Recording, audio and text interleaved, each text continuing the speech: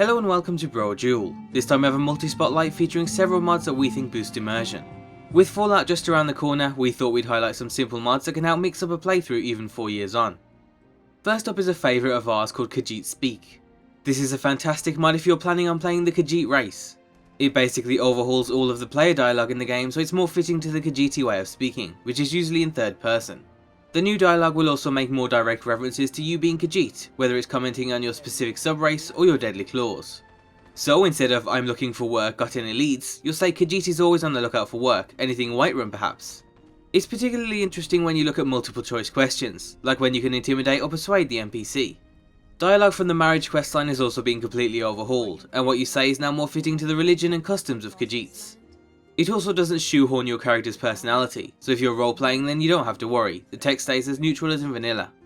The mod does a great job in replicating the hints of humour, and that almost innocent self-awareness of most Khajiits. On top of that, the mod is highly compatible alongside over a dozen mods and has replaced any new dialogue, whether it's alternate start, live another life, or one of several follower or NPC overhauls. If you aren't playing as a Khajiit and want a similar mod, then we also recommend immersive player dialogue. This changes most of the commonly used player phrases so they rely less on modern slang.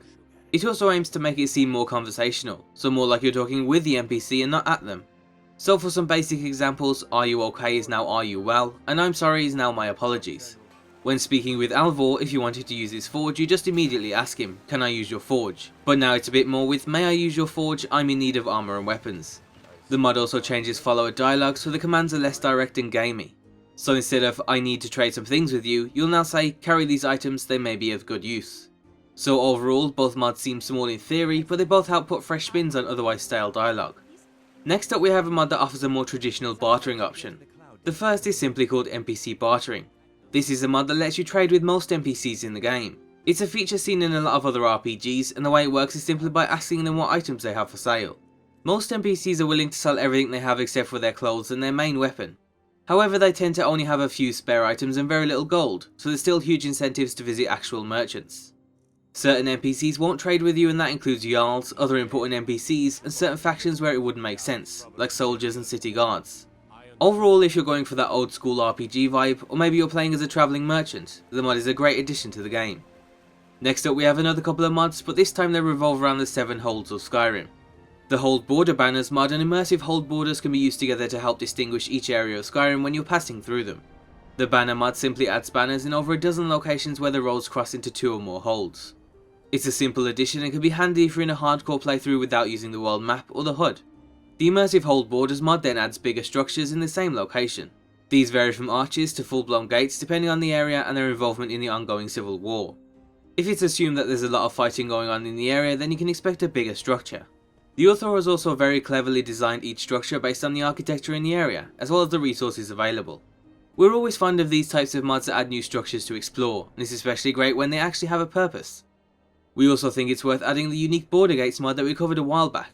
That mod adds unique border gates where Skyrim's roads cross into other provinces of Tamriel. We'll include a link for that down below too.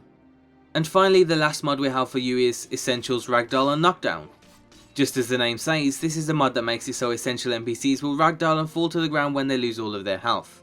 Normally you'd expect protected NPCs to kneel down for a few seconds before getting back up again. At first we weren't sure whether we wanted that to change, but we actually found it pretty satisfying to knock a protected NPC fully to the ground. It's especially fun after winning a duel or when playing as an unarmed fighter. The NPC will stay on the ground just as long as they always would, so the mod's definitely worth looking into if the fall to the knee animation has always bothered you. And that's it for today's Spotlight. As always, be sure to leave endorsements on any mod you enjoy. And just before we wrap up today's Spotlight, we'd like to thank WeMesh for sponsoring this episode. This is a video watching app that lets you share and watch videos with friends in perfect sync. You can be anywhere in the world and the app just syncs it perfectly, and you can even chat via voice or text while watching too. To get it today, you can find a link in the description or just search for WeMesh on your app store.